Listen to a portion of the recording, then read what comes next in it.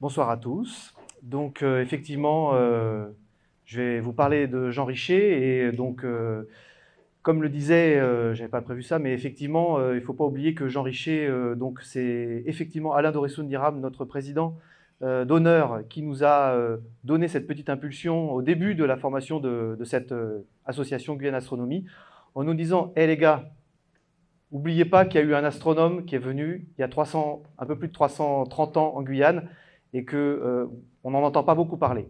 Donc effectivement, ça va être un peu le sujet de ce soir.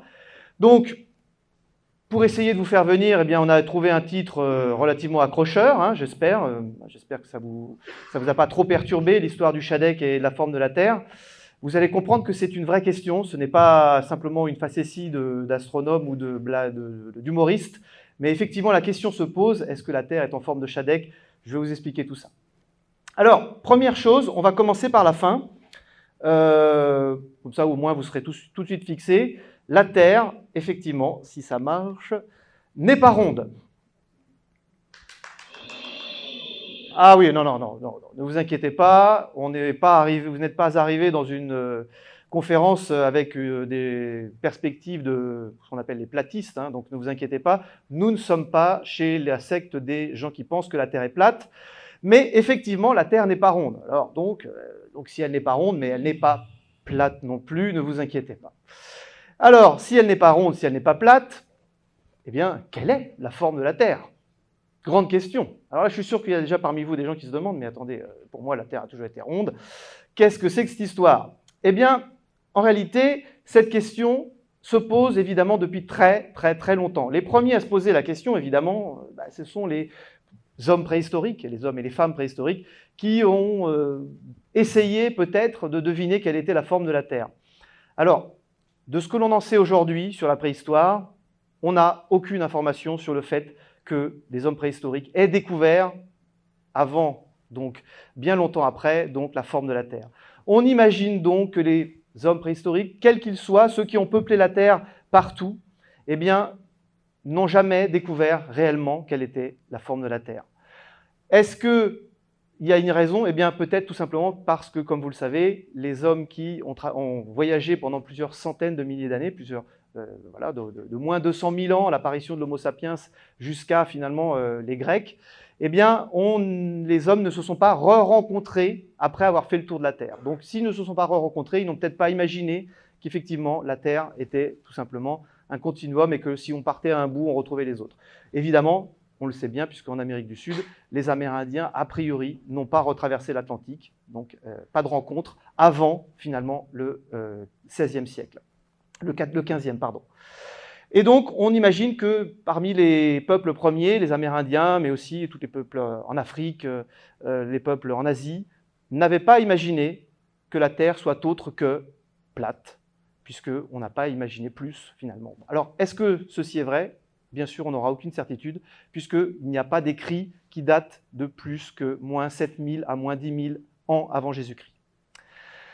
Donc, c'est bien les premières traces écrites qui nous renseignent sur la connaissance de la forme de la Terre. La connaissance de la forme de la Terre, alors, au début, on imagine qu'elle est effectivement toujours plate dans les premières civilisations sumériennes en Mésopotamie, entre le Tigre et l'Euphrate, puisqu'on a des premières représentations. Ce que vous voyez ici, ce sont les premières représentations donc, cartographiques que l'on puisse avoir, moins 2500 ans avant Jésus-Christ et moins 1300, donc, pour des premières en fait, projections sur des données écrites de ce qu'on peut considérer aujourd'hui comme des cartes.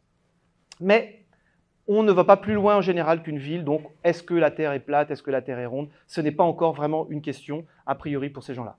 Les représentations à Babylone, toujours en Mésopotamie, donc c'est-à-dire toujours en Irak et Syrie, aujourd'hui, eh bien donc on peut retrouver des formes un petit peu circulaires, mais qui n'expliquent pas en fait la réalité de la forme de la Terre. Elles expliquent simplement qu'autour des villes connues et autour des zones que l'on connaît bien, a priori il y a de l'eau, et cette eau, elle est de forme circulaire, les océans sont circulaires, mais ce n'est pas réellement une forme de la Terre. Aujourd'hui, on le sait, il ne se représentait pas sous un continuum et donc sous une forme globale de la Terre.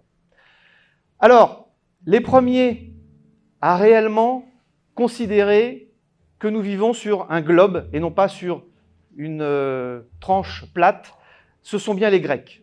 Les Grecs sont, à partir de Thalès, en moins 600 avant Jésus-Christ, eh bien, commencent à parler de formes rondes de l'ensemble de la Terre, mais c'est seulement à partir de Pythagore, je sais que ça vous rappelle quelques cours difficiles en collège, mais effectivement, Thalès et Pythagore, ce sont des vraies personnes qui ont étudié la forme de la Terre, en tout cas qui ont essayé de l'imaginer. À cette époque, on ne fait pas trop de différence entre un mathématicien, un philosophe, un physicien, ils font à peu près toutes les sciences, et ils imaginent, et notamment Pythagore sera le premier à enseigner que la Terre est de forme sphérique. Donc, cette nouvelle chose que l'on sait aujourd'hui, hein, que la Terre est plus ou moins sphérique, on va y revenir, ça date d'au moins, effectivement, moins 300 ans avant Jésus-Christ. Ok ? Ensuite, les suivants ne vont faire que, effectivement, reconfirmer ces hypothèses, qui ne sont que des hypothèses. Il faut savoir que les Grecs ne font pas énormément d'observations. Ils sont un peu dans la philosophie, un peu dans la projection, mais on n'est pas encore au stade des observations qui vont confirmer toutes ces hypothèses. Platon, Aristote, Strabon et Ptolémée, donc, qui va être le premier à dessiner, donc, alors vous voyez le globe selon l'Atlas, hein, et le premier qui va dessiner finalement la Terre au milieu, bien sûr, puisque la Terre est évidemment, et elle le restera très longtemps, au milieu de tout l'univers, et la Terre donc se situe au milieu d'un arc qui est constitué par la Lune, qui lui-même est constitué d'un arc qui est constitué par Mercure, Vénus, même le Soleil fait partie de cette grande, on va dire, de ce grand disque concentrique. Mais voilà en gros ce qu'on a compris à cette époque, même si c'est totalement faux bien sûr, mais c'est également très compliqué à observer puisqu'en réalité, les planètes ne se déplacent pas à la même vitesse que les étoiles. Donc les étoiles sont situées sur un arc, sur un disque extérieur, et les planètes sont situées sur des arcs intérieurs. En réalité, il faut faire des contorsions absolument énormes pour faire coller la réalité avec ce que l'on projette. On est obligé d'imaginer des circonvolutions, etc. C'est très compliqué, évidemment, puisque ce n'est pas la réalité. Donc ça, cette carte, elle est fondatrice puisqu'elle va quand même permettre d'expliquer le monde pendant plus de 1500 ans. À partir de Ptolémée, on ne remettra pas vraiment en question la question, finalement, du centre de la Terre. Où se situe-t-elle par rapport aux autres astres? Elle est bien sûr au centre. Alors, autre définition, je voulais placer un petit peu comme dans Camelot, une belle définition latine. Hein, Formam meius in speciem orbis absoluti globatam. Bon, en gros, le monde a la forme d'un globe parfait. Ça, c'est au IIe siècle après Jésus-Christ. Donc, vous voyez qu'on est persuadé, malgré tout, que même si on n'a aucune observation réelle de ces choses-là, on est persuadé que le monde a une forme parfaite. Malheureusement, ou en tout cas, certains l'apprécient à sa juste valeur, je vais un peu vite, excusez-moi. Comment les Grecs pouvaient imaginer malgré tout, finalement, que la Terre, comment avaient-ils pu conjecturer la Terre fût déjà sphérique? Eh bien, et ça, ce sont des choses que vous pouvez faire vous-même, puisque les moyens d'observation sont très, très spartiates, c'est le cas de le dire, et pour les Grecs. Et donc, on a effectivement des observations très simples, qui sont par exemple que lors des éclipses, eh bien, il y a un masque qui se forme, vous le voyez, sur la Lune progressivement. J'espère pour vous que vous avez déjà vu une éclipse. Et donc, ce masque, vous voyez, il est bizarrement en forme, sphérique. Il y a a priori quelque chose qui masque qui masque la Lune. Et qu'est-ce que ça pourrait être? Eh bien, hypothèse, a priori, c'est la Terre. On retrouve bien une idée déjà de compréhension donc, du fait que la Terre elle-même est bien sphérique et qu'elle masque donc la Lune. Autre observation facile à faire, et ça vous en avez forcément entendu parler, lorsque vous regardez vers l'horizon un bateau qui s'éloigne, eh bien vous ne verrez au bout de quelques heures plus que la voile, ou en tout cas le haut du mât. Bizarrement, la coque disparaît avant la voile. Et si vous observez ça avec des jumelles, ce sera d'autant plus facile à comprendre. La voile est la seule chose que l'on peut voir au loin, bizarrement. Eh bien, c'est évidemment parce que la forme de la Terre est sphérique et qu'au fur et à mesure, on ne voit plus que le haut du mât. Troisième observation, un petit peu plus complexe, mais que les Grecs maîtrisent déjà. Ils remarquent que lorsque l'on est, par exemple, dans le nord de la Grèce, ou en tout cas de la Méditerranée, puisque c'est à peu près le monde connu, on observe par exemple une étoile, admettons, c'est une étoile jaune, et cette étoile jaune, eh bien, elle va apparaître assez haut sur l'horizon. Voilà, c'est normal puisqu'elle est effectivement très haute par rapport à la Grèce. Mais, problème, si l'on se déplace un petit peu plus au sud, imaginons on va dans le sud de l'Empire grec, et là, on va faire une autre observation. Cette observation, elle va nous révéler étonnamment autre chose. Déjà, l'étoile qui était très haute dans le ciel va se trouver très basse. Hein, étonnant. Et deuxième étonnement, une étoile qui n'était pas visible depuis le nord sera visible depuis une autre zone, et elle sera d'ailleurs assez haute dans le ciel. Tout cela pour dire qu'en fonction de l'endroit où on se trouve sur la Terre, on n'observe pas la même chose. Le ciel est différent à chaque endroit, en tout cas sur les latitudes, sur les parallèles, on n'observe pas la même chose en fonction de l'endroit où nous nous trouvons sur la Terre. Et ça, c'est une façon de comprendre et de parer très facilement n'importe quel platiste, évidemment, puisque si nous étions sur une Terre plate, évidemment, on observerait tous le même ciel. Mais lorsque on se déplace, il y a une courbure, et cette courbure, elle est forcément donc une géante courbure, hein, mais qui explique, donc on ne voit pas la même chose en fonction de l'endroit où on se trouve partout sur le globe. Donc tout cela fait qu'on ne met plus en question la question de la forme de la Terre, c'est un globe parfait. Alors, le Moyen-Âge qui suit va être une période un petit peu, comme vous le savez certainement, de vide dans le domaine des sciences. On ne va plus avancer, en tout cas en Europe, mais on va avancer du côté plutôt des musulmans. Les musulmans, et ça j'ai appris récemment, vont un petit peu hériter de l'Empire romain d'Orient, notamment l'ancien Empire romain, mais qui s'est divisé en deux et qui est parti en partie vers la Turquie aujourd'hui. Eh bien, eux vont continuer à progresser, et c'est pour cela que beaucoup d'étoiles commencent par Al, vous pourrez le vérifier, puisque pendant le millier d'années que va durer à peu près le Moyen-Âge, eh bien, on ne fera plus d'avancées scientifiques majeures en Occident, mais beaucoup plus en Orient. Alors, en Occident, eh bien, évidemment, cette période est largement dominée par la religion catholique, et cette religion, elle accepte que le monde soit rond, mais on ne va pas plus loin. Il est absolument fondamental que la Terre soit au centre de tout et que l'homme soit au centre de la Terre. Évidemment, ça, c'est ce qui causera de grands problèmes à ce cher Galilée et également à Copernic, hein, qui n'osera pas, même pas publier ses mémoires de peur, évidemment, de remettre en question toutes les grandes découvertes que l'on pouvait faire à cette époque déjà, mais qu'il ne fallait pas dire quoi que ce soit sur ces découvertes. Donc le monde est considéré comme rond, et on a comme trace finalement de représentation du monde eh bien, ce qu'on appelle la carte de Thot. Thot, pourquoi? Parce qu'il y a un T au milieu qui est en fait une mer qui sépare l'Europe de l'Afrique et de l'Asie, une mer interne, et puis une mer externe qui est en forme d'arc de cercle, enfin en forme de cercle autour donc du monde connu. Voilà à peu près ce que l'on accepte de définir comme forme finalement globale de la Terre à cette époque. On ne va pas plus loin et ça va durer plusieurs centaines d'années. Alors, on arrive à notre période beaucoup plus finalement passionnante du côté des découvertes, qui est du 15e au XVIIe siècle. Et pourquoi? Eh bien évidemment parce que l'on commence à naviguer et que les marins sont obligés de se déplacer, mais ils ont de grands problèmes pour se repérer tout simplement sur la surface de la Terre. Si on peut essayer de comprendre finalement l'électrochoc qui va faire que toutes les populations européennes vont se mettre à chercher quelle est la forme de la Terre et où se situe-t-on sur la forme de la Terre, eh bien, on peut essayer de donner un point de départ avec une guerre. La défaite de l'invincible Armada.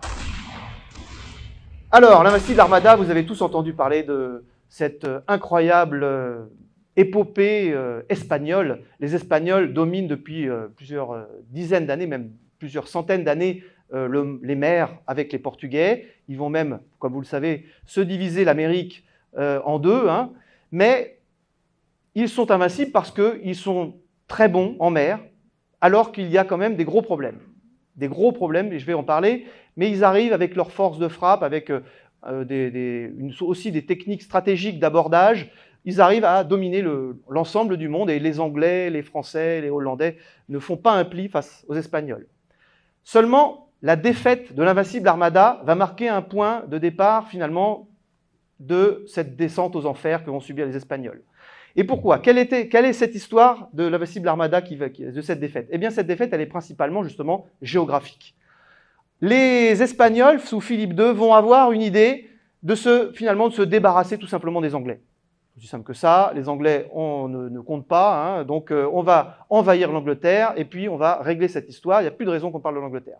Donc ils envoient plus de 200 vaisseaux directement conquérir l'Angleterre. C'est simple, on va aller détruire leur flotte qui est microscopique et puis on va ensuite envahir l'Angleterre, ça sera très simple. Malheureusement, ce sera une cuisante défaite. Pourquoi? Eh bien parce qu'au large de Gravelines, hein, donc dans cette partie donc, au nord de la France, les Anglais sont quand même des fins stratèges et ils savent qu'ils sont en sous-nombre, ils sont en infériorité et ils savent qu'il ne faut pas s'approcher des Espagnols. Les Espagnols arrivent, abordent, s'abordent tout le monde et c'est terminé, l'affaire est faite. Donc ils évitent constamment, ils vont éviter les Espagnols et au final, ils vont faire perdre beaucoup de temps aux Espagnols à les faire se pourchasser, ce qui fait que, coup de chance pour les Anglais vont se faire entraîner par un courant du nord jusque dans le nord de l'Angleterre. Et là, le problème arrive. En réalité, se déplacer du nord au sud, c'est quelque chose finalement que l'on sait faire très bien, et vous allez le comprendre juste après. Se déplacer d'est en ouest, c'est la cata. On ne sait pas où on est. Du coup, les navires espagnols, qui sont pratiquement encore tous intacts au nord de l'Angleterre, vont se voir en grande partie échouer directement sur les côtes d'Irlande. Ils n'arrivent pas à se situer sur la carte, et c'est une défaite cuisante. Sur 200 navires, il y en a presque 60 qui s'échouent directement sur les côtes d'Irlande, alors qu'il n'y avait pas de raison, mais comme vous imaginez la brume, etc. Et donc les Espagnols donc, sont vraiment, c'est ce qui marquera le début du déclin espagnol, parce que finalement, cette invincible armada n'est pas si invincible que ça. Et pourquoi? Eh bien, principalement à cause d'une question géographique. Alors, le problème qui se cache derrière tout ça, c'est le problème des longitudes. Alors, rappelons ce qu'est une latitude et une longitude. Une latitude, c'est une position sur la Terre du nord au sud. Et une longitude, c'est donc, comme vous le savez, des méridiens qui vont se répartir tout autour du globe.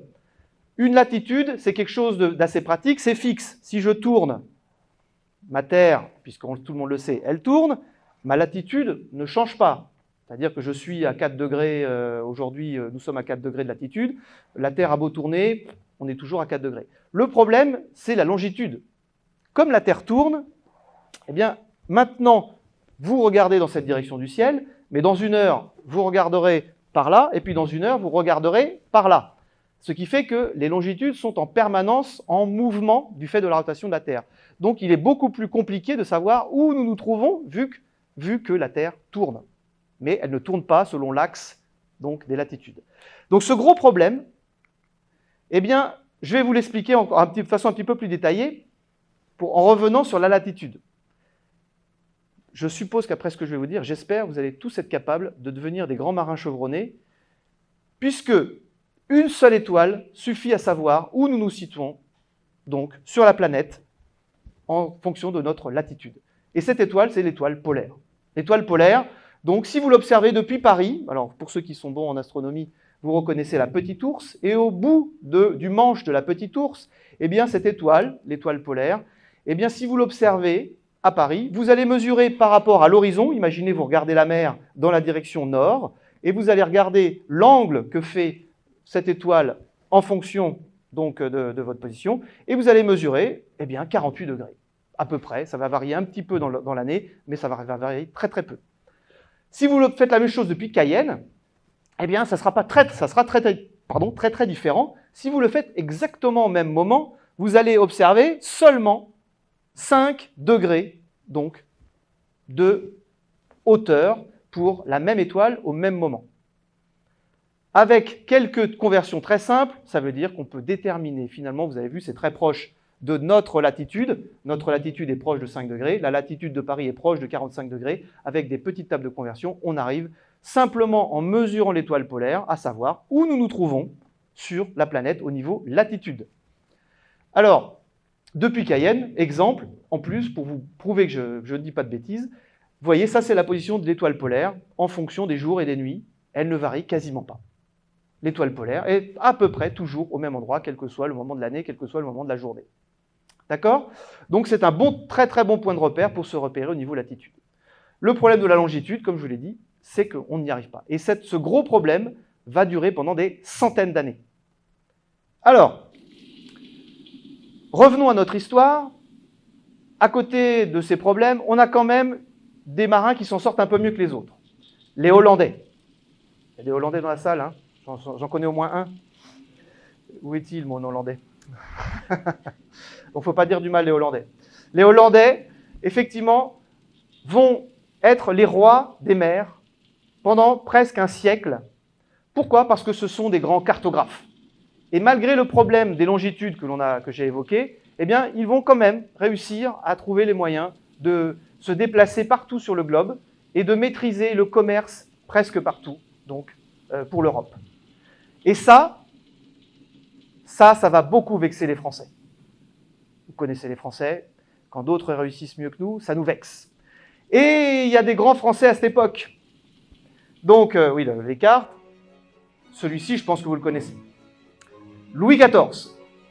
Louis XIV et son fidèle Premier ministre Colbert, donc, en ont ras-le-bol de la domination hollandaise.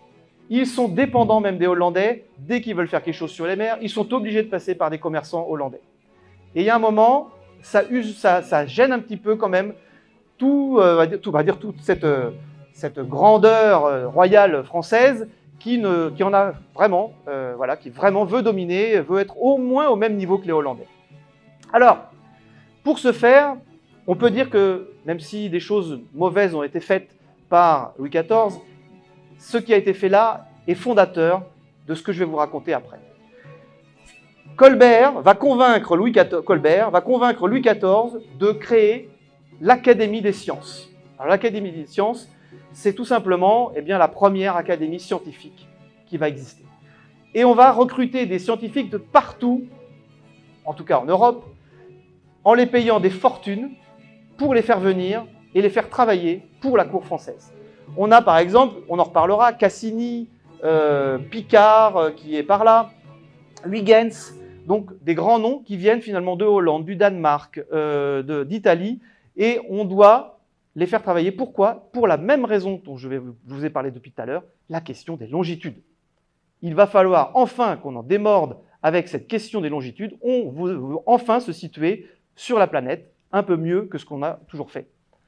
Alors du coup, il va créer, c'est pas Louis XIV, hein, mais enfin, sous l'impulsion de Louis XIV, va être créé l'Observatoire de Paris. Alors l'Observatoire de Paris, la chance que l'on a, c'est qu'il existe toujours. Le voici, dans le 5e arrondissement de Paris. Vous voyez, il n'a pas beaucoup changé, à part la coupole qu'on lui a rajoutée. Et cet Observatoire de Paris, ce n'est pas un bâtiment pour héberger des riches astronomes employés par la cour du roi, mais c'est vraiment un observatoire, donc qui a des fonctions. C'est un outil. Cet outil, d'ailleurs, vous voyez, cette ligne n'est pas anodine. C'est tout simplement la continuité et même le départ de ce qu'on appellera le premier méridien, le méridien de Paris. Alors regardez au passage, ça c'est une vue aérienne de l'Observatoire de Paris. L'Observatoire de Paris, donc, est tracé sur une ligne nord-sud. C'est même le seul bâtiment parisien qui est exactement tracé en fonction de l'axe nord-sud. Pourquoi? Parce que si l'on se met sur l'axe nord-sud, on va pouvoir faire des observations, et donc cet observatoire est fait pour cela. Alors, petite anecdote, l'Observatoire de Paris est en bordure de Paris à ce moment-là, et il sera un peu boudé par certains scientifiques qui trouvent que c'est quand même un peu loin de Paris, quand même, hein. On est dans le 5e arrondissement.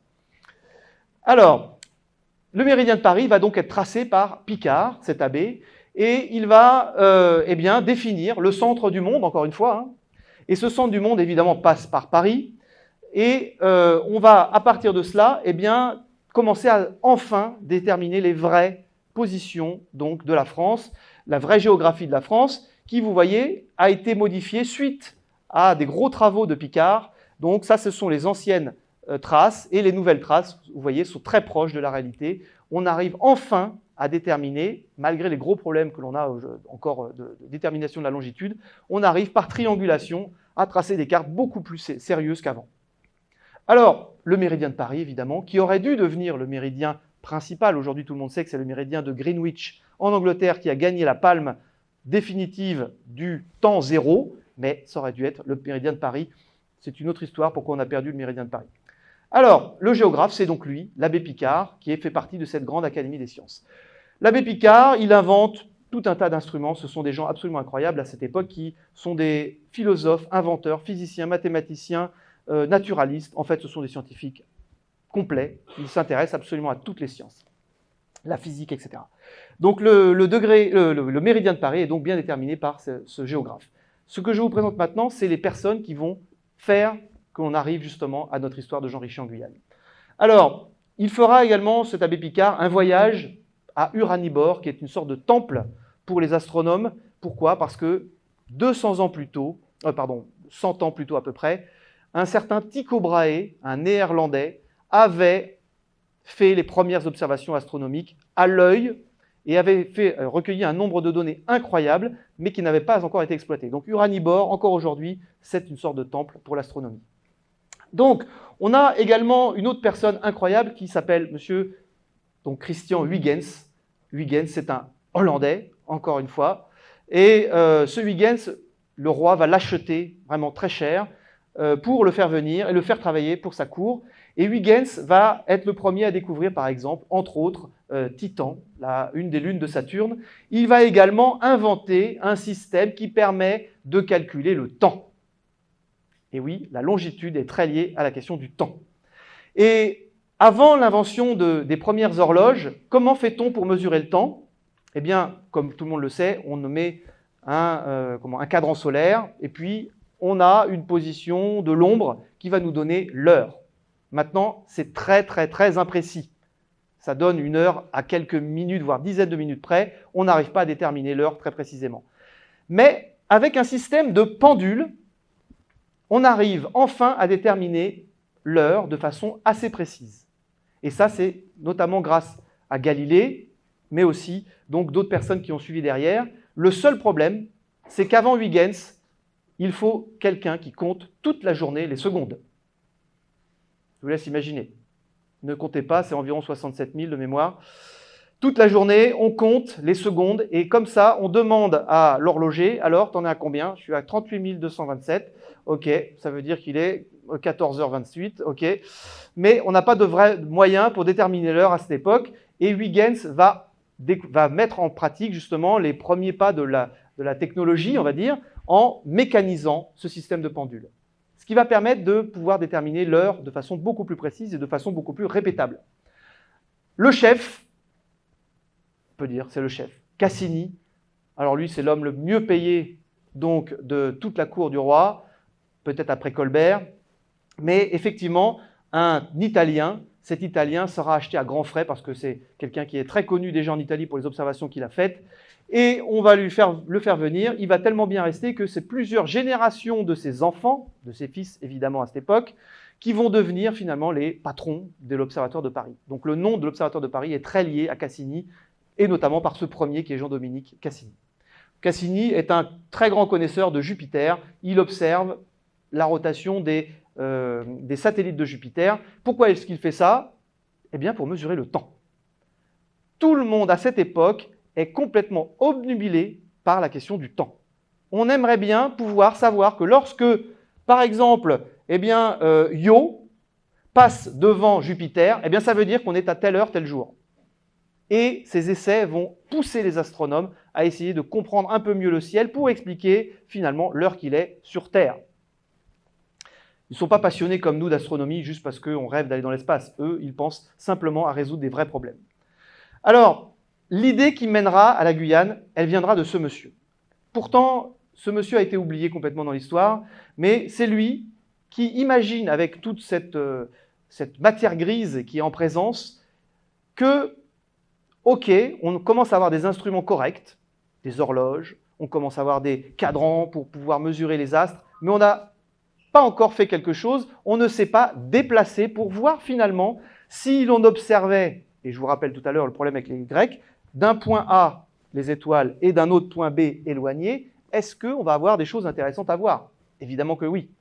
Donc, il donnera l'idée, dès le début, d'utiliser les routes coloniales, donc, qui sont en début d'activité pendant ce XVIIe siècle. Elles prendront leur essor maximum au XVIIe, mais au XVIIIe. Mais au XVIIe, on a commencé à tracer des routes et il commence à y avoir du commerce un peu partout, notamment, comme je vous l'ai dit, avec les Hollandais, les Anglais, les Français, et qui donc, du coup, commencent à mettre des comptoirs dans différentes parties de la planète.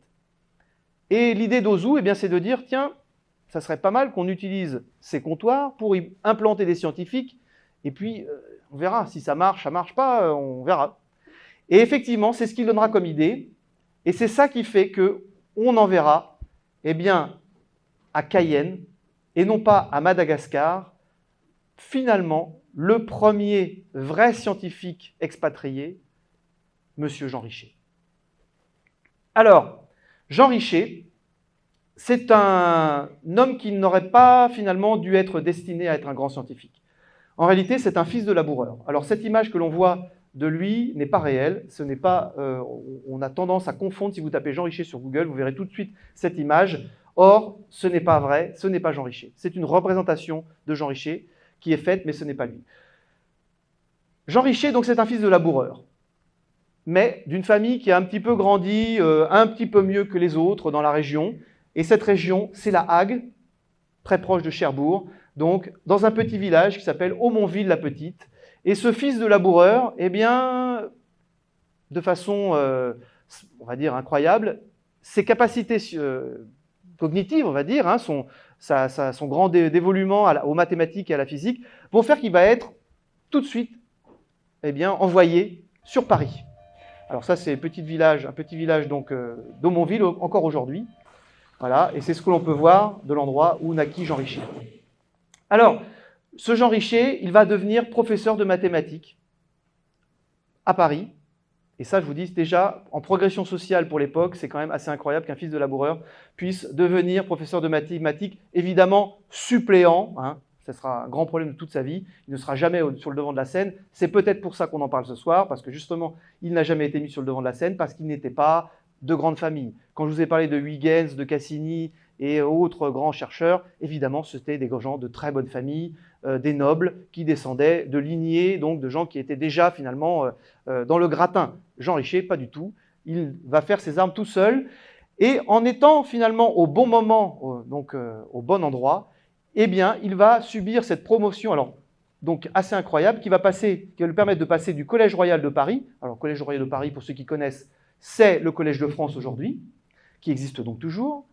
Et il va passer, élève à l'Académie des sciences qui vient de se former, je vous rappelle, par Louis XIV et Colbert. Donc, il devient élève. Alors évidemment, si je vous le représente, c'est pas lui. Il serait plutôt là, ou là, ou là, mais il n'est pas celui à qui doit parler, il est plutôt celui qui doit écouter. Donc la décision est prise. Jean Richer va partir à Cayenne et il va faire un grand nombre d'observations parce qu'on manque vraiment de beaucoup de données. Les premières, alors vous voyez, c'est une liste incroyable. Observation des équinoxes, parallaxe du Soleil et des planètes, position des étoiles invisibles en Europe, suivi barométrique, fonctionnement du pendule seconde à l'équateur, étude des marées, observation naturaliste. Ça, c'est le cahier des charges qu'on lui donne. Monsieur Jean Richer, voilà ce que vous devez faire pendant le temps que vous durerez sur Cayenne. Alors, c'est assez énorme, mais on verra effectivement qu'il remplira pratiquement toutes les missions qu'on lui a données. Alors, ça pourrait être fabuleux, mais malheureusement, les débuts sont très, très chaotiques. En réalité, cette mission, qui est pourtant bien préparée, va se traduire par un premier échec. L'échec, c'est qu'on doit tester ces fameuses horloges à pendule. Huygens va lui dire, il faut que tu testes les horloges à pendule, et on va voir si tu te déplaces sur un axe est-ouest, si tu arrives à toujours mesurer le temps qui est le temps de Paris. Et comme ça, on arrivera à savoir un peu mieux comprendre les longitudes, etc. C'est un échec, une énorme tempête donc au large de l'Acadie, donc du Canada, va faire que, a priori, Richer n'était pas du tout à mariner et va abandonner la mission. Ceci aurait pu clore complètement l'histoire de Richer, puisque Huygens sera très très en colère envers Richer, puisqu'il dit que ce n'est pas de la faute des horloges, c'est de la faute de M. Jean Richer, il n'a pas été jusqu'au bout de la mission. Pourtant, Jean Richer continue, et on l'envoie donc à La Rochelle, donc pour faire des tests à nouveau de ces pendules. Cette fois-ci, ça marchera très bien, la pendule bat le temps, et on n'a pas de différence avec Paris. C'est déjà bon signe. Du coup, de La Rochelle, il s'embarquera pour Cayenne le 8 février 1672. Alors le voyage de Jean Richer est classique. Il va longer les côtes d'Afrique. Il va faire une première observation de la comète 1672. Bon, rien de très original. Des astronomes anglais, des astronomes italiens, des astronomes français vont tous l'observer. Ils vont tous voir cette comète. Jean Richer en fait une très belle description pendant son voyage, mais ce n'est pas lui qui la découvre. On a également pendant ce voyage une petite anecdote intéressante, ce que j'appelle moi la brouille de Tenerife. La brouille, pourquoi? Parce que Jean Richer voulait s'arrêter à Tenerife. Tenerife, je vous le rappelle, c'est aux Canaries, donc par ici, et il devait remettre une lettre à un médecin, peut-être pour lui donner des médicaments ou de l'argent, on ne sait pas vraiment. Et cette lettre, finalement, le capitaine du vaisseau lui dira « on ne s'arrêtera pas à Tenerife ». Ce qui fera que Jean Richer sera très très en colère envers le capitaine du bateau qui ne veut pas et donc s'arrêter. Donc il a beau essayer de le soudoyer, mais malheureusement, le capitaine refuse systématiquement de s'arrêter et le voyage continue vers Cayenne. Le 22 avril, donc vous voyez, on est parti, rappelez-vous, c'était du 8 février, le 22 avril, donc ça fait quand même plus de 2 mois de voyage, on arrive, Jean Richer arrive enfin à Cayenne. Voilà à peu près à quoi doit ressembler Cayenne à ce moment-là. Vous avez le fort Saint-Louis. Alors le fort Saint-Louis, vous allez me dire, mais non, c'est le fort Sépérou. Le fort Sépérou a changé plusieurs fois de nom. Il s'appelait Sépérou au moment des Hollandais, mais il a été renommé Fort Saint-Louis. Pourquoi? Parce que les Français, quand même, qui reprennent Cayenne en 1664, ont envie de marquer un honneur au roi de France. Comment s'appelle-t-il? Louis. Donc le fort Sépérou sera renommé Fort Saint-Louis. Il s'appellera à un moment Saint-Michel et il reprendra, comme tout le monde le sait, le nom du fort Sépérou aujourd'hui. Donc il arrive au large des côtes de la Guyane et voilà à quoi ressemble en gros Cayenne à cette époque. Cayenne, vous voyez, on reconnaît encore aujourd'hui le fort Sépérou, bien sûr, le centre du monde de cette époque pour la Guyane, mais on a déjà le bourg d'Armire qui est existant et qui donc connaît déjà plusieurs plantations hollandaises, notamment qui ont un petit peu prospéré, mais pas tant que ça. Les temps sont assez durs pour la plupart des gens qui s'implantent donc dans cette région. Les Amérindiens, bien sûr, sont présents et l'on a évidemment quelques dizaines, peut-être centaines d'esclaves, évidemment, qui sont aussi, à cette époque, installés en Guyane. Installés n'étant peut-être pas le bon mot. Alors, déportés. Donc voilà en gros à quoi ressemble la Cayenne à cette époque. Et voilà donc Richer qui arrive et qui doit faire cette mission scientifique. Premières observations, la vie chère. C'est marrant, ça nous rappelle quelque chose. Oui, dès cette époque, on a de gros problèmes avec la vie chère. Et Richer décrit que finalement la Compagnie des Indes occidentales est beaucoup trop chère pour survivre. Tout ce que l'on achète dans proche du fort Sépérou, c'est une catastrophe, ça coûte beaucoup trop cher, en plus c'est pas bon. Alors ça, c'est une appréciation peut-être européenne par rapport aux produits qui étaient guyanais et qu'à cette époque, on imaginait qu'on n'allait quand même pas manger des mangues, des papayes et des chadèques. Mais en tout cas, ils s'accommodent finalement très peu de la vie guyanaise. La pénurie également, puisque l'on sait pendant plusieurs centaines d'années, le port de Cayenne et la Guyane d'une manière générale ne sera pas très très bien achalandé et on aura beaucoup de problèmes d'approvisionnement. Autre remarque, naturaliste, les fourmis, évidemment, qui n'a pas découvert les fourmis en Guyane? Les fourmis gênent énormément son travail, vous voyez, ça c'est ses écrits, les fourmis dont il y en a partout et qui s'engagent et qui mettent de la saleté partout, on n'arrive pas à s'en défaire. Effectivement, les fourmis sont déjà bien installées en Guyane. Et donc ça le gêne beaucoup, c'est plutôt une anecdote rigolote pour montrer qu'on est bien en Guyane.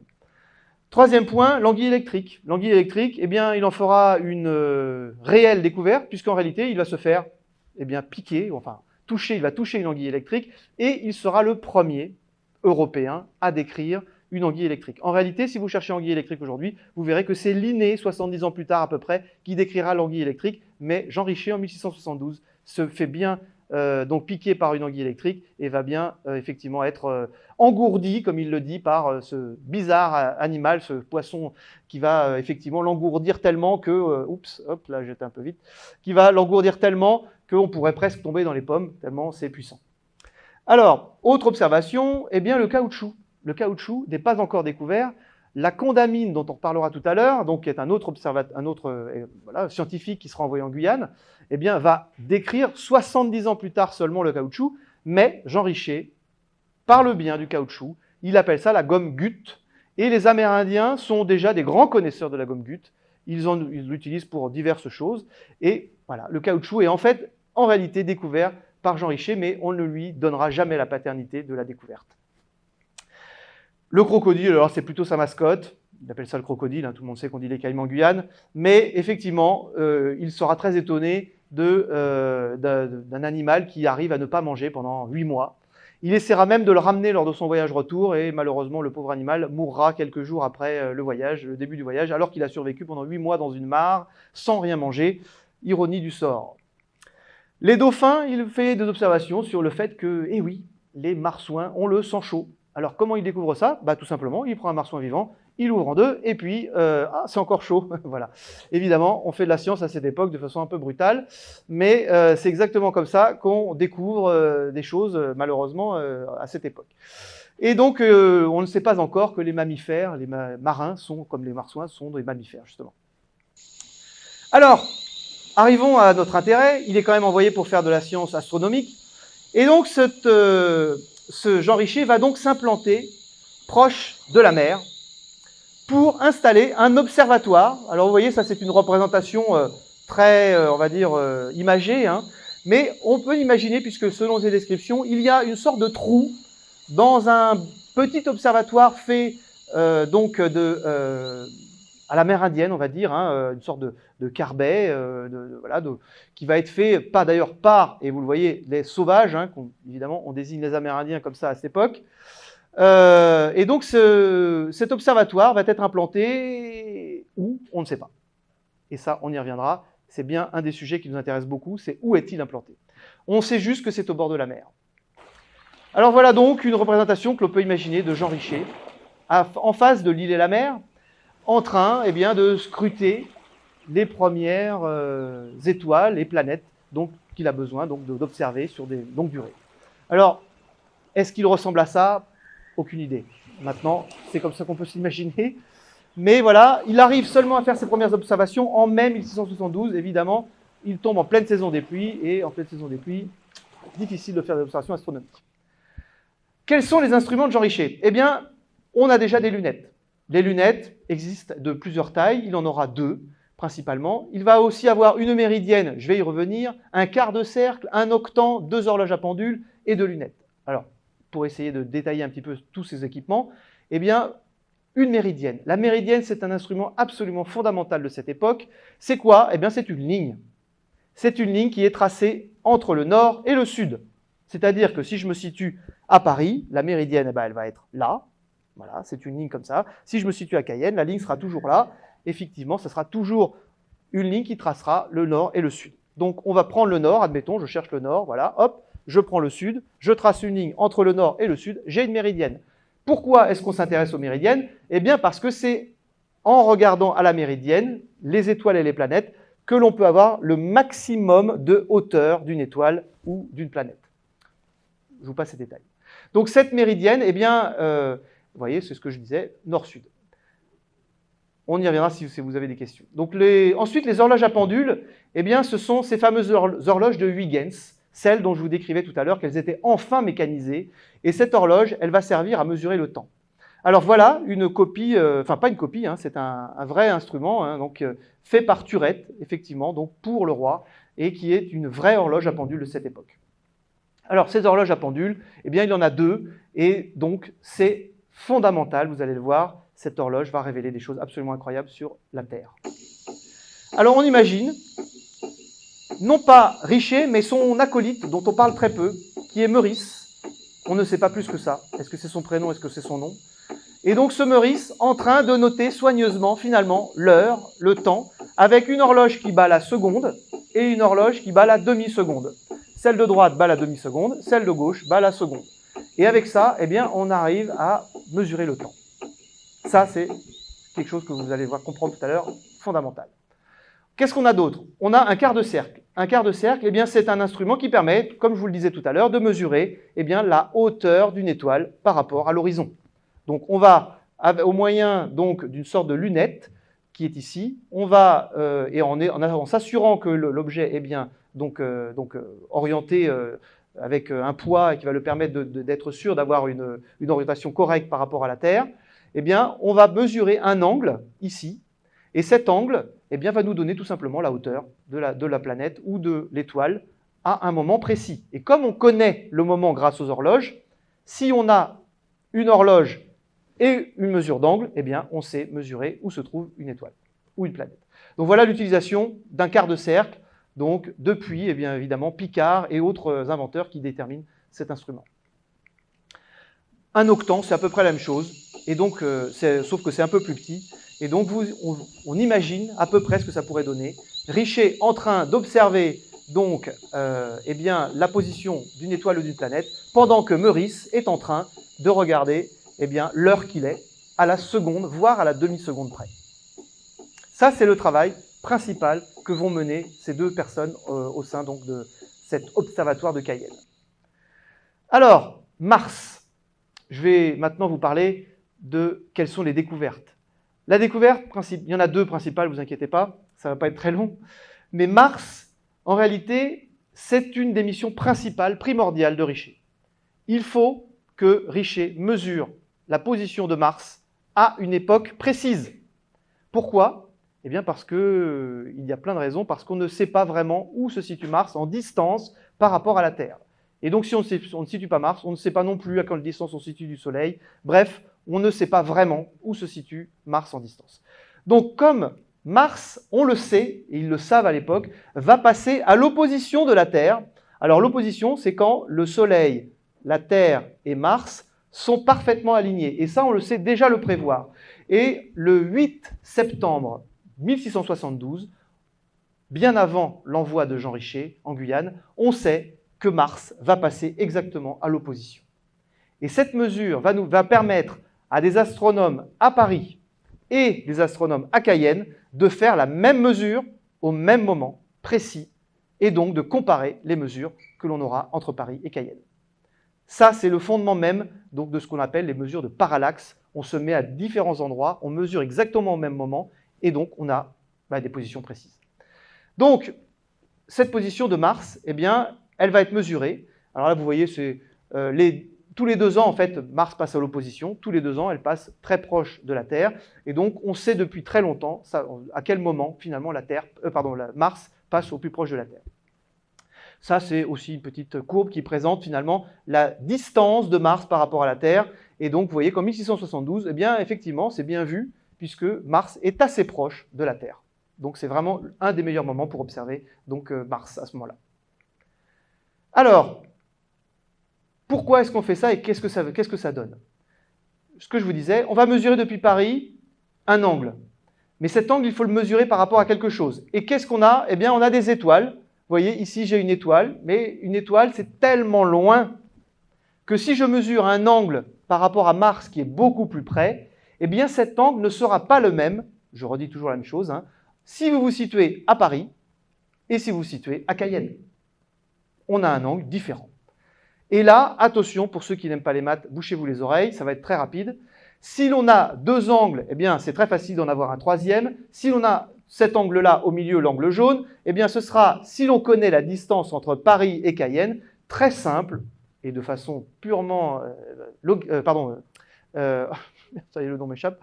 Par trigonométrie, très simple, on va pouvoir mesurer, eh bien, tout simplement, la distance entre la Terre et Mars.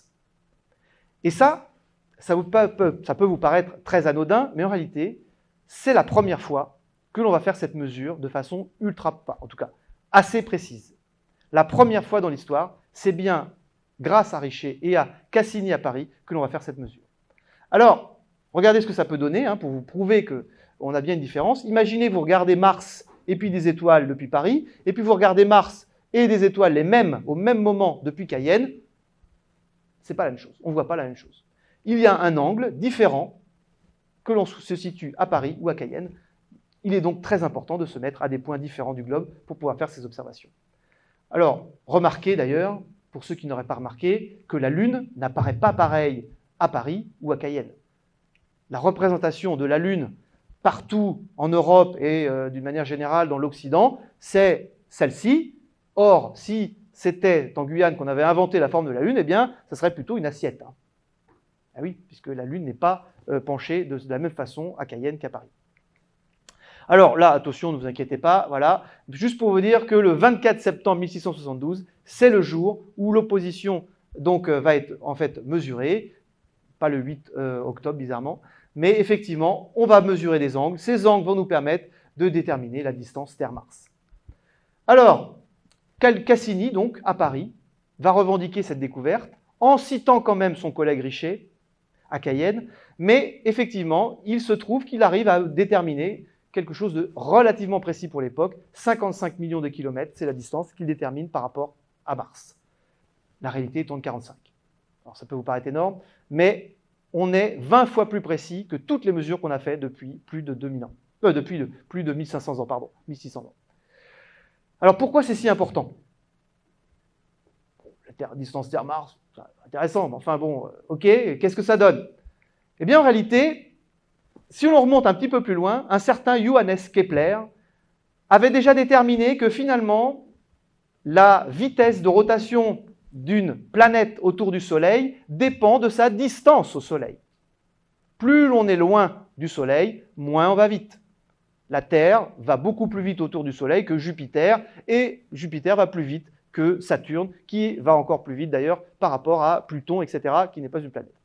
Mais donc, plus on est loin de la Terre, moins on va vite.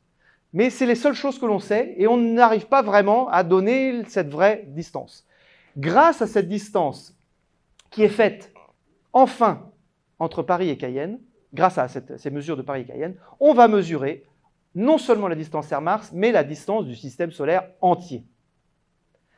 Pour la première fois, on a une vision relativement précise des vraies distances de tous les astres du système solaire. Normalement, vous devriez dire « Ah, bah quand même, c'est énorme !» Oui, c'est énorme. Et c'est énorme, et on peut le dire, c'est ici, à Cayenne, qu'on a réalisé enfin cette mesure. Donc ces résultats lui permettent de donner la distance du système solaire. Elle est 20 fois plus grande que ce qu'on imaginait au départ. Et elle passionne des astronomes du monde entier, puisque je vous ai cité un petit exemple. Vous voyez que cette parallaxe de Mars, qui avait été faite par Jean Richer, l'expédition de Jean Richer en Guyane, elle est même faite par d'autres astronomes amateurs, par exemple entre l'Espagne et le Chili, qui s'amusent effectivement à reproduire cette incroyable expérience. Et cette expérience, eh bien, elle donne toujours des bons résultats, vous voyez, distance Terre-Mars, 57 millions de kilomètres. Aujourd'hui, on arrive à mesurer ce qui est proche de la réalité. Et l'unité astronomique, c'est-à-dire la distance entre la Terre et le Soleil, qui est également déduite de tout cela, qui est assez proche de la réalité. Voilà, en gros, la première découverte incroyable que Richer va permettre de faire en Guyane. En 1684, Cassini, donc son chef, va publier tous ces rapports, et vous voyez bien qu'il cite donc M. Richer et ses observations qu'il a faites à Cayenne. Deuxième observation incroyable, et c'est peut-être la plus fondamentale, puisque je vous ai parlé tout à l'heure quand même de la forme de la Terre, c'est bien la longueur du pendule. Quel est le rapport entre la longueur du pendule et la forme de la Terre? Eh bien, on va la comprendre tout de suite. La chose la plus considérable que j'ai pu observer, c'est que le pendule ne bat pas à la même vitesse à Cayenne et à Paris. Et là, il en est sûr. Autant pendant son voyage au Canada, c'était plutôt parce qu'il vomissait partout qu'il n'avait pas réussi vraiment à faire les mesures. Autant là, il était très bien installé et en réalité, il va effectivement mesurer quelque chose qui est incroyable. Le temps ne colle pas à Cayenne par rapport à Paris. Alors, explication. On a à nouveau nos observateurs de pendule. Voilà, tout devrait bien se passer. Depuis Paris, on a l'horloge qui bat, depuis Cayenne, on a l'horloge qui bat. Pourquoi je vous montre ces flèches? Parce que l'horloge, la pendule, pourquoi elle bat? Tout simplement parce qu'elle subit une attraction, la gravité de la Terre, et que, a priori, la gravité est la même à Paris qu'à Cayenne. Donc, l'horloge doit battre au même rythme. Évidemment, ce n'est pas ça. Il y a un problème, l'horloge ne bat pas à la même vitesse. Alors là, ça, c'est quelque chose qui, effectivement, va être révélateur de toute la suite. En réalité, la seule explication à ce gros problème, la Terre n'est pas en forme sphérique parfaite. La Terre ressemble bien à un shadek et les horloges ne battent pas à la même vitesse, les horloges à pendule ne battent pas à la même vitesse entre Paris et Cayenne. Alors évidemment, ne croyez pas que c'est le temps qui passe moins vite. On ne vieillit pas moins vite, même si c'est peut-être vrai, mais bon, on ne vieillit pas moins vite à Cayenne qu'à Paris. N'empêche que si l'on se fie uniquement à la gravité, c'est-à-dire à l'attraction donc du centre de la Terre, eh bien vous voyez que nous sommes un petit peu plus loin du centre que Paris. Et en étant plus loin, eh bien on a moins de gravité. La gravité est moins forte à Cayenne qu'à Paris. Alors, pour les profs de physique, on en reparlera, je sais que c'est un peu plus compliqué que ça, mais on essaie de simplifier. Donc, voilà donc la réalité, la Terre donc est bien en forme de shadek. En réalité, Richer ne revendiquera pas cette découverte. Mais cette découverte, alors d'ailleurs, qui en fait était une hypothèse déjà, puisque on observait Jupiter, la planète la plus facile à observer du système solaire, on savait déjà qu'elle avait quand même une forme un peu bizarre. Ce n'est pas une sphère parfaite, Jupiter, elle est déjà effectivement très aplatie. Bon, c'est un peu plus facile, elle est énorme, Jupiter, et en plus, elle tourne à une vitesse folle, ce qui fait qu'effectivement, elle est très aplatie sur l'équateur.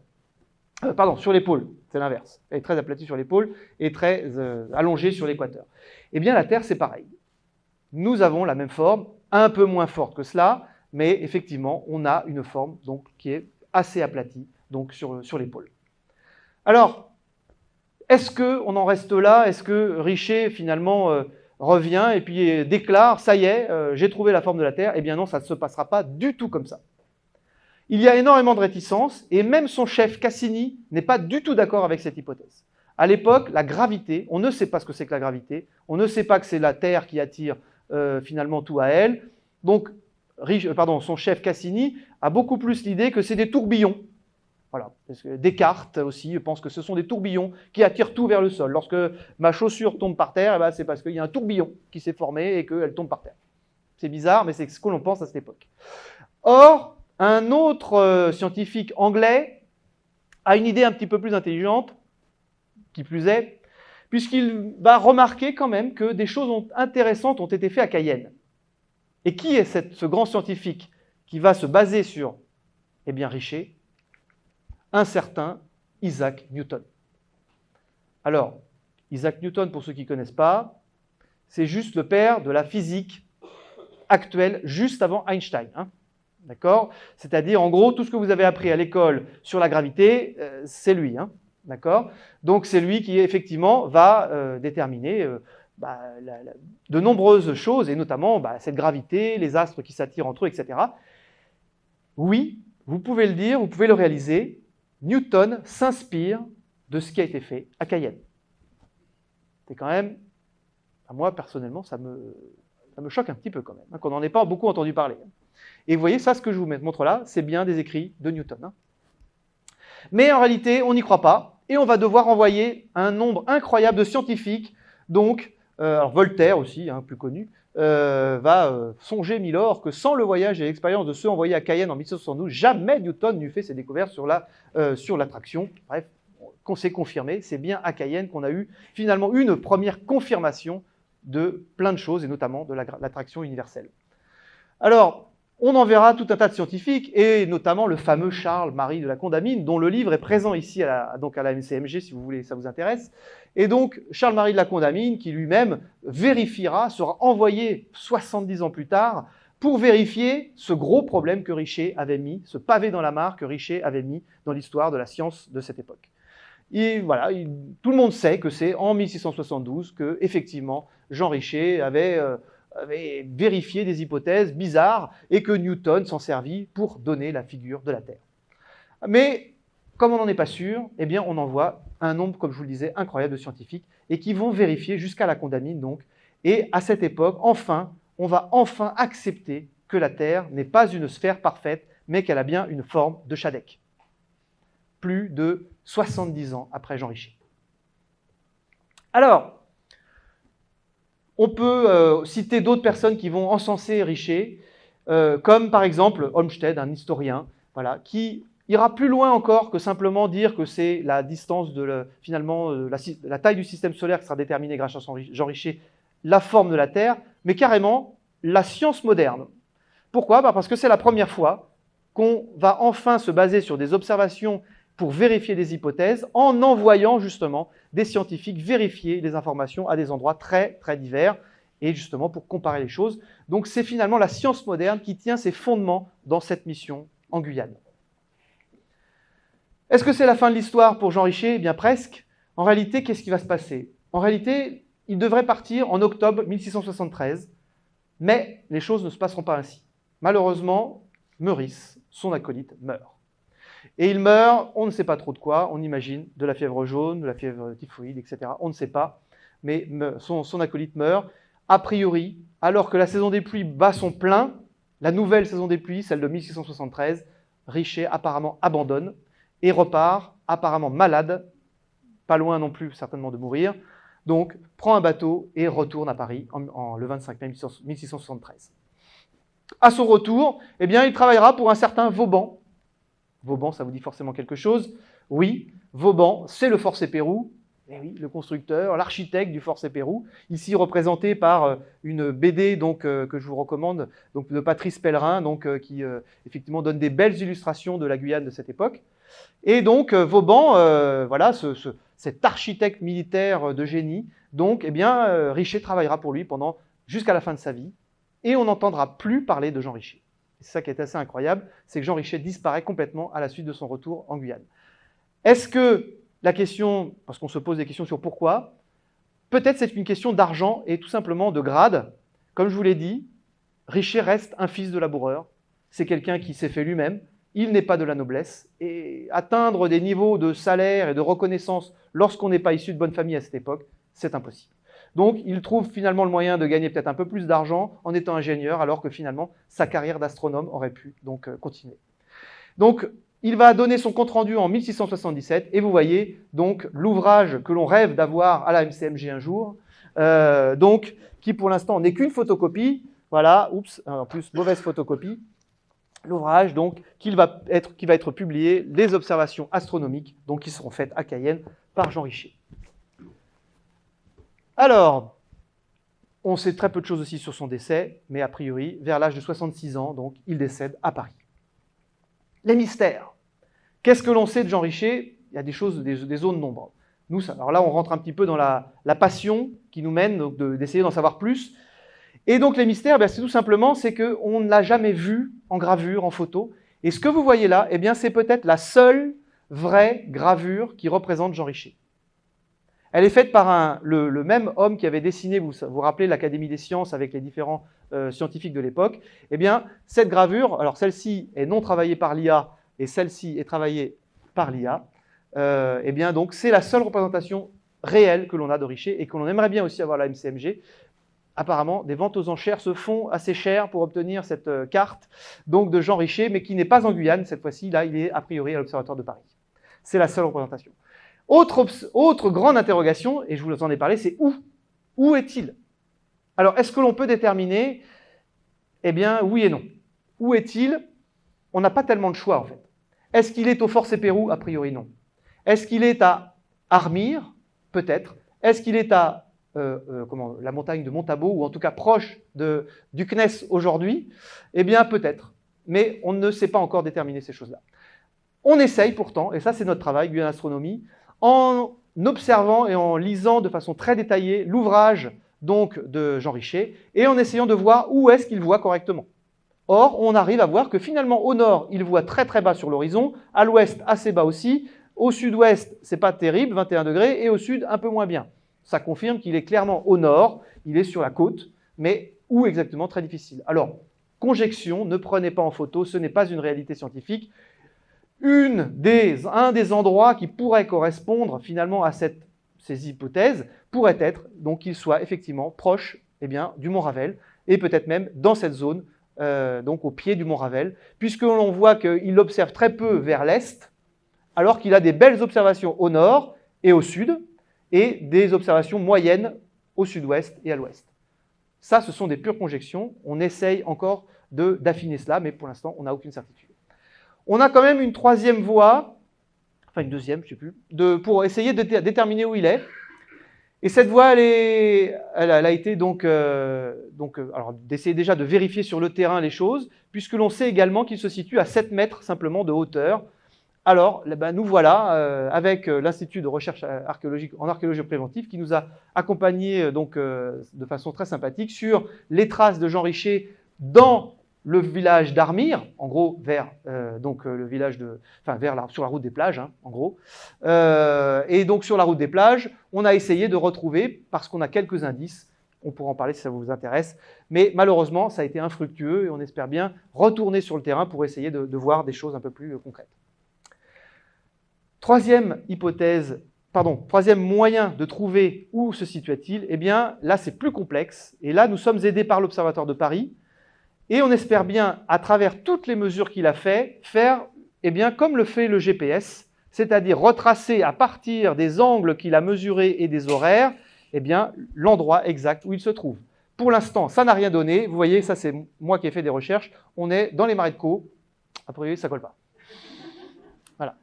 Mais en tout cas, on a des données qui, pour l'instant, nous disent, voilà, Richer, s'il était à un endroit, il est là. Donc on va continuer à observer. Il y a plus de 1000 données dans son ouvrage.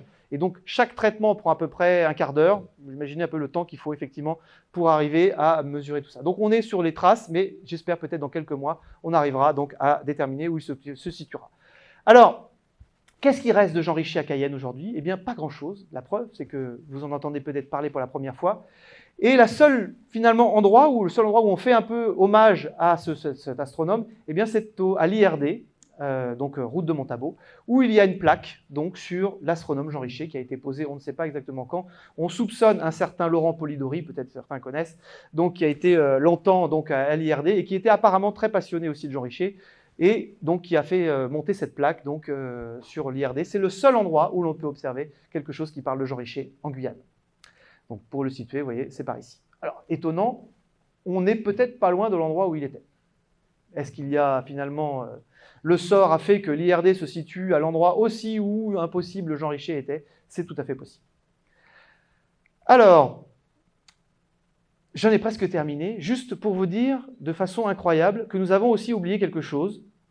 C'est que en 2004, entre 2004 et 2006, je vais les appeler les profs fous furieux, des profs du lycée Gontran-Damas et des profs de l'ENS Lyon, l'École normale supérieure de Lyon, vont avoir une idée incroyable. Allez, on va refaire l'expérience du pendule de Richer. Ah bon? Et comment on va faire? L'ENS Lyon se dit de façon très simple. Attends.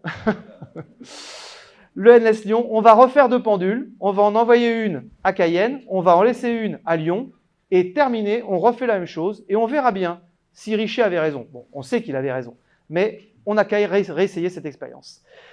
Et cette expérience, de façon encore plus incroyable, elle est restée pendant plus de 20 ans cachée au lycée Damas. Et c'est un de mes fils, on peut dire les deux, qui ont découvert que cette pendule de Richer, était bien cachée donc au lycée Damas, et qu'elle bat, vous voyez encore la mesure, puisque cette pendule est tout à fait fonctionnelle. Elle fonctionne bien sûr sur un principe très légèrement différent de celle d'origine, puisqu'il n'y avait pas d'électricité. Aujourd'hui, c'est l'électricité qui entretient le mouvement de la pendule, mais à l'époque, c'était un poids. Comme tout le monde qui a déjà eu une pendule sait que c'est un poids que l'on doit remonter périodiquement qui entraîne finalement le mouvement. Bon là, on n'a pas de poids, on se passe du poids, c'est un peu compliqué, mais avec de l'électricité, on va entretenir ce mouvement. Et vous voyez que cette pendule bat depuis que je vous parle. donc sans aucun problème, et qu'elle mesure eh bien, des secondes. Vous voyez, c'est en bas. Et ces secondes eh bien, ne battent pas à la même vitesse que si on mettait cette pendule à Paris. Ça paraît incroyable, mais c'est vrai. Donc, voilà ce dont nous sommes très fiers de vous présenter, parce que c'est la première fois qu'on représente finalement cette expérience qui est faite par des profs passionnés, comme je vous le disais, donc entre l'ENS Lyon et le lycée Gontran Damas de Montjoly. Aujourd'hui, tous ces profs sont à la retraite. J'en ai eu un au téléphone, il m'a dit « Ah, c'est une vieille histoire ». Mais effectivement, on aimerait bien que soit reproduite, pourquoi pas, cette expérience, puisque ça ne ferait que rendre hommage finalement à ce qui s'est déroulé en Guyane il y a 330 ans à peu près. Voilà en gros. Merci pour votre attention. Alors là, il doit dire merci de votre attention et j'espère que vous ne m'oublierez pas cette fois-ci. Et donc voilà donc quelques références, si ça vous intéresse de creuser le sujet, donc les références que j'ai utilisées, mais il y en a d'innombrables. Et donc voilà un autre ouvrage sur qu'il faut absolument lire, hein, Charles Marie de la Condamine, qui fera ce voyage de vérification, entre autres, de Richer, 70 ans plus tard. Merci de votre attention et je l'espère que j'ai réussi à vous intéresser à ce vieil astronome Jean Richer.